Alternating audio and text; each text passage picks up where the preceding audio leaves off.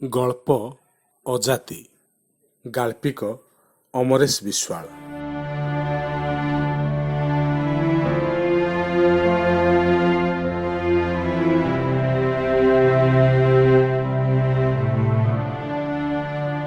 ପନ୍ଦର ବର୍ଷର ବ୍ୟବଧାନ ପରେ ହଠାତ୍ ଦିନେ ଭୁବନେଶ୍ୱର ବସ୍ଷ୍ଟାଣ୍ଡରେ ଦେଖା ହୋଇଗଲା ପାର୍ବତୀ ଅପା। ସେ ଏକା ନଥିଲା, ସାଙ୍ଗରେ ଥିଲେ ତା ପିଲାମାନେ।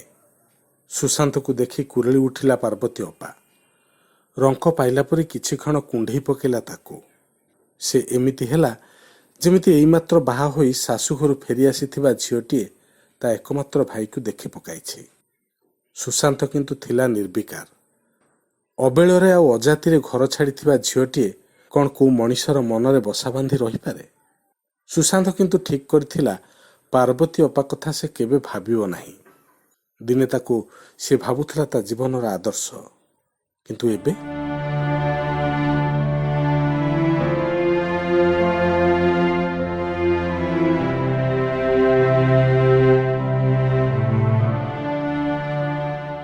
ପାର୍ବତୀ ଅପା ଜୀବନରେ ଘଟିଥିଲା ଅନେକ ଘଟଣା ଆଉ ଅନେକ ଦୁର୍ଘଟଣା। ପ୍ରକୃତରେ ଯିଏ ବାପ ଭାଇଙ୍କ ନାକ କାଟିଦେଇ ମୁଣ୍ଡ ତଳକୁ କରି ସମସ୍ତଙ୍କୁ ଅସୁବିଧାରେ ପକାଇ ନିଜ ସଂସାର ନେଇ ଛୁ ମନ୍ତର ମାରିଲା, ତାକୁ ନେଇ ସମୟ ନଷ୍ଟ କରିବାକୁ ସୁଶାନ୍ତର ତିଳେ ମାତ୍ର ଆଗ୍ରହ ନଥିଲା। କିନ୍ତୁ ତା ଆଗରେ ଠିଆ ହୋଇଥିଲା 15 ବର୍ଷ ତଳର ପାର୍ବତୀ ଅପା। ପାର୍ବତୀ ଅପାର ଆବଭାବରେ ବିଶେଷ କିଛି ପରିବର୍ତ୍ତନ ହୋଇନାହିଁ। ଯାହା କିଛି ପରିବର୍ତ୍ତନ ହୋଇଛି କେବଳ ତା ଚେହେରାରେ। ମୁଣ୍ଡ ବାଳ କେରାଏ ପାଚିଗଲାଣି। ପାଟିରେ କଳେ ପାନକୁ ଗାଈ ପରି ପାକୁଳି କରୁଥିଲା ସିଏ। ସେମିତି ନେଫେଡ଼ି ପରି ହେଁ ହେଁ ଭାବ। ପାର୍ବତୀ ଅପା କହିଲା, ଆଲୋ ଆକୁ ଚିହ୍ନି ପାରୁନଇଲେ ମୁଁ। ଏଡ଼ୁଟେ ହେଲାଣି, ଏଇନା କ'ଣ କରୁଛୁ ବେ ତୁ ଟୋକା?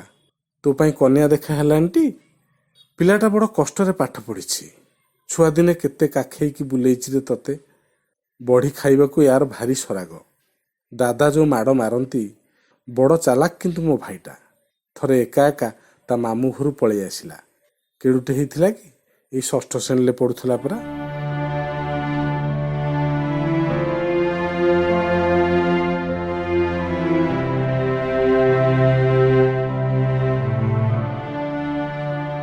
ବିଦ୍ୟାଧରକୁ ଯେ ଘରେ ଗୁରୁତ୍ୱ ଦିଆଯାଉନଥିଲା ତାହା ନୁହେଁ। ତା ଭାଟିରେ ତିଆରି ଇଟାରେ ଆମ ଘର ଠିଆ ହୋଇଥିଲା। ଅନେକ ଥର ସେ ଆମ ଘର ପାଇଁ ପଇସା ପତ୍ର ସାହାଯ୍ୟ କରିଥିଲା। ହରିଜନ ହୋଇଥିଲେ ବି ଆମ ଘରେ ତାକୁ କେହି କମ୍ ଶ୍ରଦ୍ଧା କରୁନଥିଲେ। କିନ୍ତୁ ତା ଭିତରେ ଯେ କେମିତି ଗୋଟେ ବିଷାକ୍ତ ସମ୍ପର୍କ ଧୀରେ ଧୀରେ ଚରି ଚାଲିଥିଲା, ସେ ଟେର୍ କାହା ପାଖରେ ନଥିଲା। ଦୋଷଟା କାହାର ଥିଲା ସେତେବେଳେ ବଡ଼ ବଡ଼ିଆ ଆଲୋଚନା ପର୍ଯ୍ୟାଲୋଚନା କରୁଥିଲେ।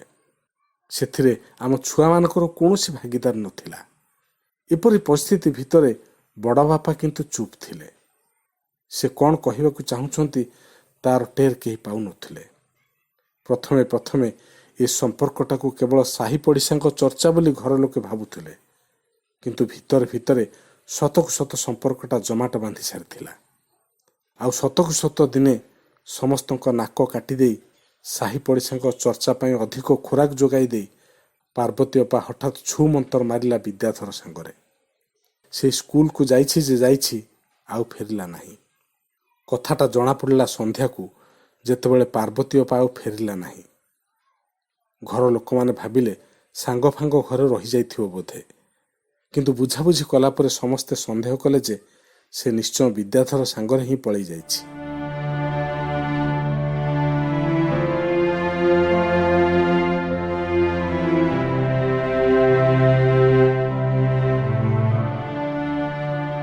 କଥାଟା ପ୍ରଘଟ ହୋଇଯିବା ପରେ ଅବସ୍ଥା ଅସମ୍ଭାଳ ହୋଇଗଲା ଜାଣ। ଘର କୋଣଠାରୁ ଆରମ୍ଭ କରି ସାହି ପଡ଼ିଶା ଓ ଛକ ବଜାର ପର୍ଯ୍ୟନ୍ତ ସବୁଠି ଟୁପୁରୁ ଟାପୁରୁ।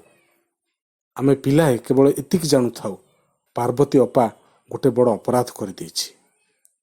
ଚର୍ଚ୍ଚା ତ ହେଲା, କିନ୍ତୁ ତା ପରର ଅବସ୍ଥା ଥିଲା ଅତ୍ୟନ୍ତ ଦୁଃଖଦାୟକ। ଏହି ଘଟଣାକୁ ନେଇ ଚଉପାଢ଼ିରେ ମିଟିଂ ବସିଲା। ମୋର ଭଲ କରି ମନେ ଅଛି, ସେଦିନର ସେ ଜହ୍ନମୁଖା ସନ୍ଧ୍ୟାରେ ନିମାଇ ମାମଲତକାର ଯେମିତି ରକ୍ତମୁଖା ହୋଇଯାଇଥିଲେ। ମାତାଲ ଷଣ୍ଢ ପରି ସେ ଖାଲି ଖୁରି ଖାଉଥାନ୍ତି। ଦୁଇଟି ପଥର ଖୁଣ୍ଟ ପରି ବଡ଼ ବାପା ଆଉ ବାପା ବସିଥାନ୍ତି ଚଉପାଢ଼ି ଦାଣ୍ଡରେ। ସତେ ଯେମିତି ଝିଅ ତାଙ୍କର ଅଜାତିରେ ଗଲା ପରେ ସେମାନେ ରାତାରାତି ପାଲଟି ଯାଇଛନ୍ତି ଅଛୁଆଁ। ସେମାନଙ୍କ ଛାଇ କାହା ଉପରେ ପଡ଼ିଲେ ସବୁ ଅନର୍ଥ ହୋଇଯିବ। ନିର୍ବିକାର ବଡ଼ ବାପାଙ୍କୁ ଏମିତି କାକୁସ୍ଥ ଅବସ୍ଥାରେ ମୁଁ ଆଗରୁ କେବେ ଦେଖିନଥିଲି।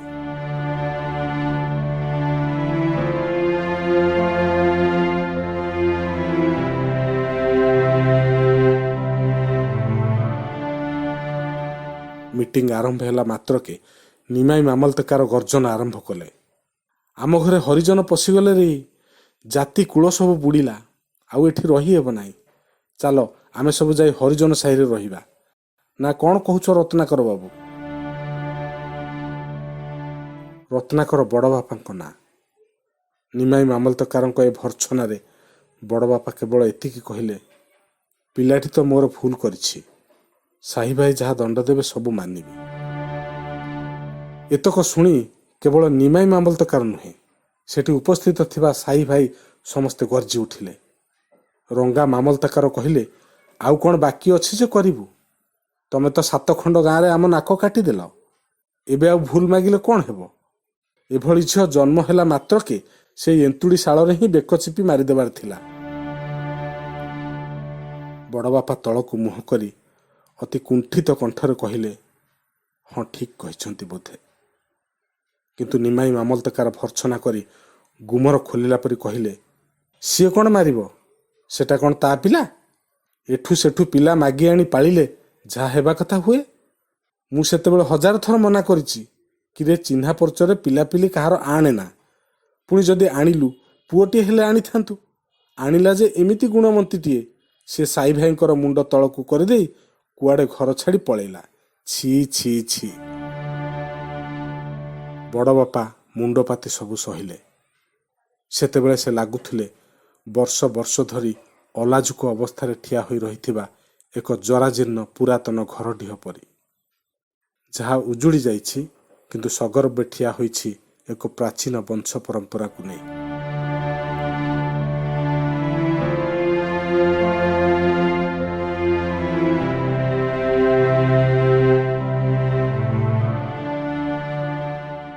ବଡ଼ ବାପା କହିଲେ, ପିଲାଟାକୁ ଆଣିଛି ଯେତେବେଳେ ସେ ତ ମୋର, ତା ପାଇଁ ଯାହା ସହିବାକୁ ହେବ ସହିବି।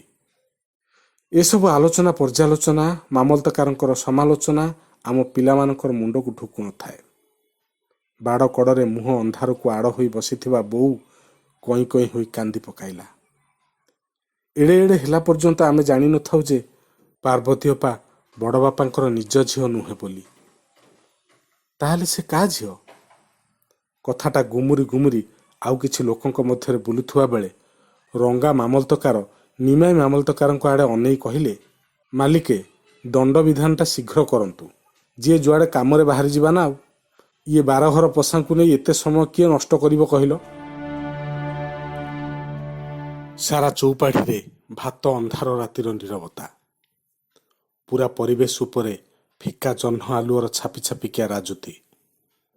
ଫିକା ଫିକା ଆଲୁଅରେ ସମସ୍ତେ ଚାହୁଁଥାନ୍ତି ଅନ୍ୟର ମୁହଁରେ ଫୁଟୁଥିବା ଭାବଟିକକ ଦେଖିବାକୁ ଆଉ ପଢ଼ିବାକୁ। ଜାଣିବାକୁ ଚାହୁଁଥାନ୍ତି ରଙ୍ଗା ମାମଲତକାରଙ୍କ ଦଣ୍ଡବିଧାନ ପାଇଁ ଏ ଘୋଷଣା ପରେ କେମିତି ଅଛି ବଡ଼ ବାପା ଆଉ ବାପାଙ୍କ ମୁହଁର ପରିସ୍ଥିତି। ସମସ୍ତେ କେବଳ ଅନେଇଥାନ୍ତି ନିମାଇ ମାମଲତକାରଙ୍କୁ। କୋର୍ଟ ଅର୍ଡର ଶୁଣିଲା ପରି ନିମାଇ ବାବୁ ଶୁଣାଇଲେ, ଝିଅର ଏ କୁକର୍ମ ପାଇଁ ରତନାକୁ ଏଇଠି ଏଇ ଚଉପାଢ଼ି ଦାଣ୍ଡରେ ନାକ ଘଷିବାକୁ ପଡ଼ିବ। କାନ ଧରି 10 ଥର ଉଠ ବସ ହେବାକୁ ପଡ଼ିବ। ଆଉ ଆଜିଠାରୁ ଏଇ ମୁହୂର୍ତ୍ତରୁ ତମେ ସାଇରୁ ବାହାର ହେଲ। ନିଆଁ ପାଣି ସବୁ ବନ୍ଦ।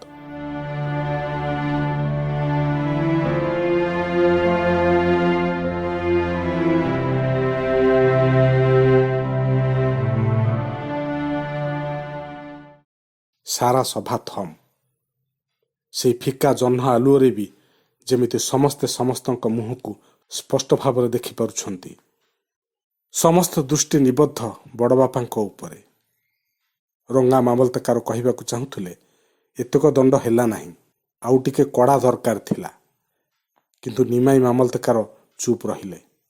କାହା ପାଟିରୁ କଥା ବାହାରୁ ନାହିଁ, କେବଳ ନିର୍ଦ୍ଦେଶ ପାଳନକୁ ସମସ୍ତଙ୍କ ଅପେକ୍ଷା।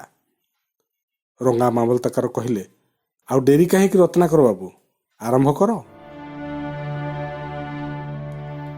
ରଙ୍ଗା ମାମଲତକାରଙ୍କ ପାଟିରୁ କଥା ନ ସରୁଣୁ 52 ବର୍ଷର ବଡ଼ ବାପା ସାରା ସମାଗମ ଭିତରେ ବିଚ୍ ଚଉପାଢ଼ିରେ ଠିଆ ହୋଇ ଦୁଇ ହାତରେ ନିଜର ଦୁଇ କାନକୁ ଧରି ସାରିଥିଲେ। ତାପରେ ଚାଲିଲା ଉଠ ବସ୍। ରଙ୍ଗା ମାମଲତକାର ଗଣୁଥାନ୍ତି 1 2 3। ଦାଣ୍ଡ ବାଡ଼କଡ଼ରେ ବସି ସଭା ଦେଖୁଥିବା ବୋଉ କଇଁ କଇଁ ହୋଇ କାନ୍ଦି ପକାଇଲା। ନିଜ ବଂଶର ଏପରି ଧୂଳି ଧୂସରିତ ଅବସ୍ଥା ତା ଆଖିରେ ଯାଉନଥିଲା। ବାପା ଚଉପାଢ଼ିରେ ମୁହଁ ପୋତି ପୋକଖିଆ କାଠ ଖୁଣ୍ଟ ପରି ଠିଆ ହୋଇଥାନ୍ତି। ତା ଛଡ଼ା ତାଙ୍କ ପାଖରେ ଆଉ କିଛି ଉପାୟ ବି ନଥାଏ। ସେ ନିଜ ଶିକ୍ଷକ ଜୀବନରେ ଏମିତି କେତେ ଛାତ୍ରଛାତ୍ରୀଙ୍କୁ କାନ ଧରେଇ ଉଠବସ କରେଇଛନ୍ତି, କିନ୍ତୁ ଆଜି ନିଜ ବଡ଼ ଭାଇ ଶେଷରେ।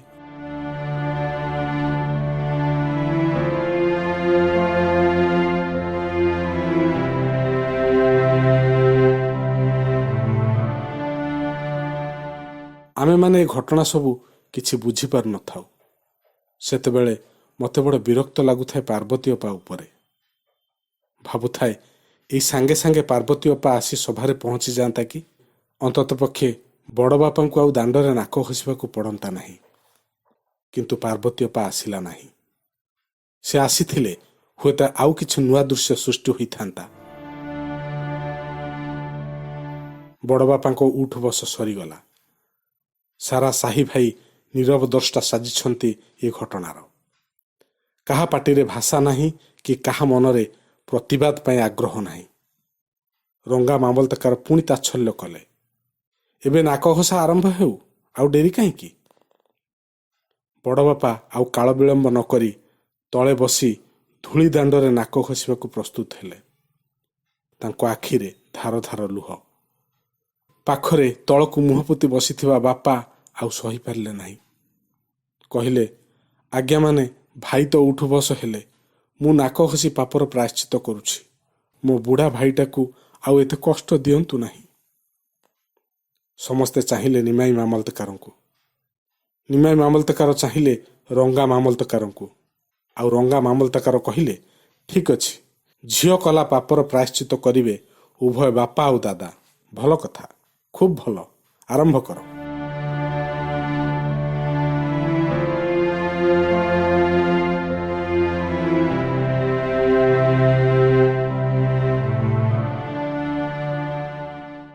ସଭାରେ ରୁଣ୍ଡୀଭୂତ ଲୋକଙ୍କ ପାଇଁ ଏ ଦୃଶ୍ୟ ହଠାତ୍ ଅଧିକ ରୋଚକ ହୋଇଗଲା।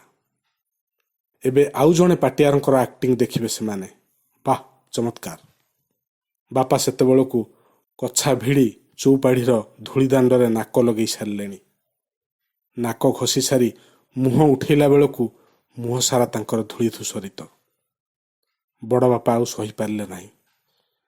ଗାମୁଛାରେ ବାପାଙ୍କ ମୁହଁ ପୋଛି ଦେଇ କଇଁ କଇଁ ହୋଇ କାନ୍ଦି ପକାଇଲେ।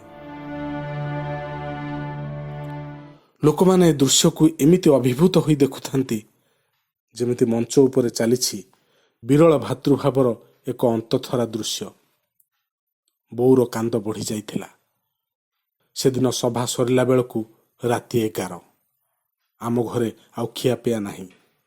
ସମସ୍ତେ ଯିଏ ଯେଉଁଠି ବସିଛନ୍ତି ସେଇଠି କାନ୍ଦ ବୋବାଳିରେ ବ୍ୟସ୍ତ। ତା ପରଦିନ ଠାରୁ ଆମ ଘରକୁ କେହି ଆସିବା ବନ୍ଦ, ଆଉ ଆମେ କାହା ଘରକୁ ଯିବା ବି ବନ୍ଦ। ନିଆଁ ପାଣି ସବୁ ଅଟକ। ଭାଗ୍ୟ ଭଲ ଆମ ବାଡ଼ିରେ ନିଜର କୂଅଟିଏ ଥିଲା, ନହେଲେ ସେତେବେଳେ ପିଇବାକୁ ପାଣି ଟୋପାଏ ବି ମିଳିନଥାନ୍ତା।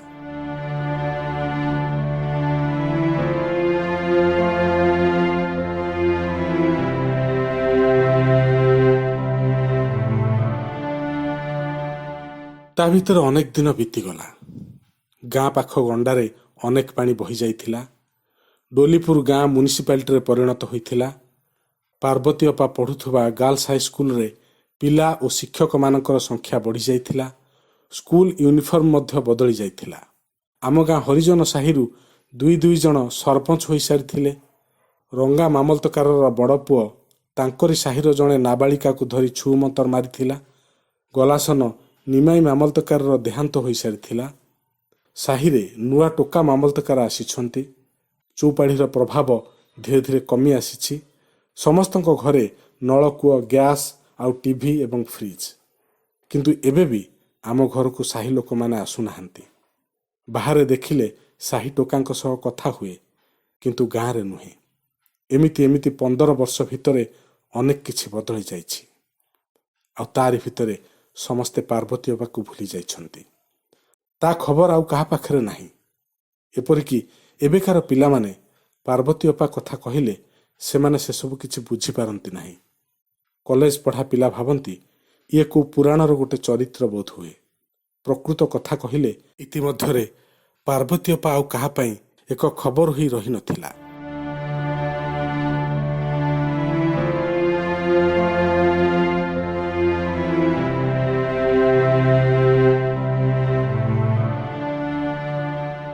ପାର୍ବତୀ ଅପା ଗାଁ ଛାଡ଼ିବାର ଦିନ କେଇଟା ଭିତରେ ବିଛଣାରେ ପଡ଼ି ପଡ଼ି ବଡ଼ବାପା ଚାଲିଗଲେ।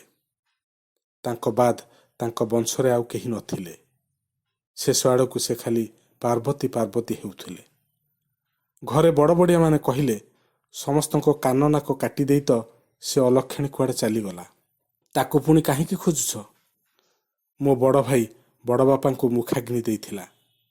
ବଡ଼ବାପାଙ୍କ ଏକାଦଶାହ ଦିନ ତାଙ୍କ ଦା ମଣ୍ଡପ ପାଖରେ ମୁଁ ସମସ୍ତଙ୍କ ଅଜାଣତରେ ପାର୍ବତୀ ଅପାର ସମସ୍ତ ଜିନିଷପତ୍ର ନେଇ ଫିଙ୍ଗି ଦେଇ ଆସିଥିଲି। ମୁଁ ଚାହୁଁଥିଲି ଯିଏ ଏତେ ହନ୍ତସନ୍ତ କରି ସମସ୍ତଙ୍କୁ ଛାଡ଼ି ଚାଲିଗଲା ତାର କୌଣସି ସ୍ମୃତି ଆମ ଘରେ ନ ରହୁ।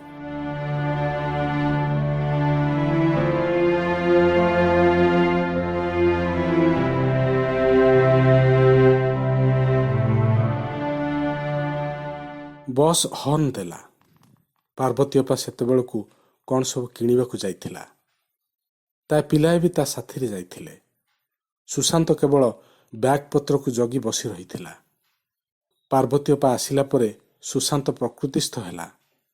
ମେଞ୍ଚାଏ ଚେନାଚୁର, ବିସ୍କୁଟ, ମିଠା ଆଉ ଫଳ ଗୋଟେ ଜରିରେ ପୂରେଇ ସୁଶାନ୍ତ ହାତରେ ଧରାଇ ଦେଲା ପାର୍ବତୀ ଅପା। କହିଲା, କୋଉଠି ରହୁଛୁ, କେମିତି ରହୁଛୁ, ୟାକୁ ରଖିଥା, ଖାଇବୁ। ଏତକ କହୁ କହୁ ପାର୍ବତୀ ଅପା ସୁଶାନ୍ତର ମୁଣ୍ଡ ଆଉଁସି ପକେଇଲା। ସୁଶାନ୍ତ ଆଉ କିଛି କହିବା ଅବସ୍ଥାରେ ନଥିଲା। ସ୍ନେହ ଶ୍ରଦ୍ଧା ପାଖରେ ମଣିଷର ପାଟି ଚୁପ୍ ପଡ଼ିଯାଏ। ପାର୍ବତୀ ଅପାକୁ ଅନେକ କିଛି ପଚାରିବାର ଥିଲା। ତାଠାରୁ ଅନେକ କିଛି ଜାଣିବାର ଥିଲା।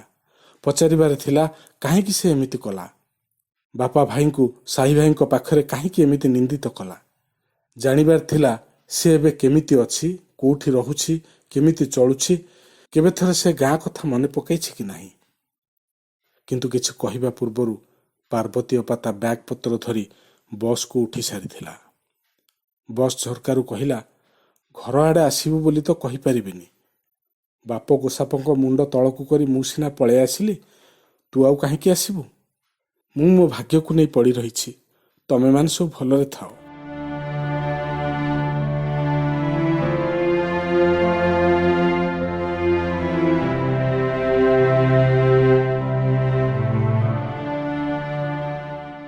ପାର୍ବତୀ ଅପା ଆଖିରେ ପେଜୁଆ ଲୁହ ଚକେଇ ଆସିଥିଲା।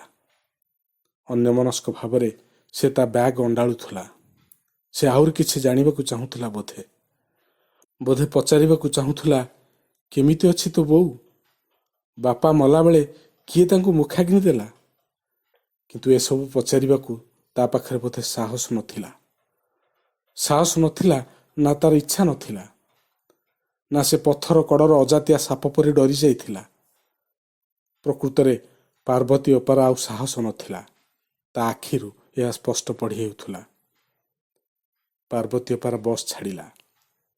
ପିଲାମାନେ ହାତ ହଲେଇ ବାଏ ବାଏ କହିଲେ।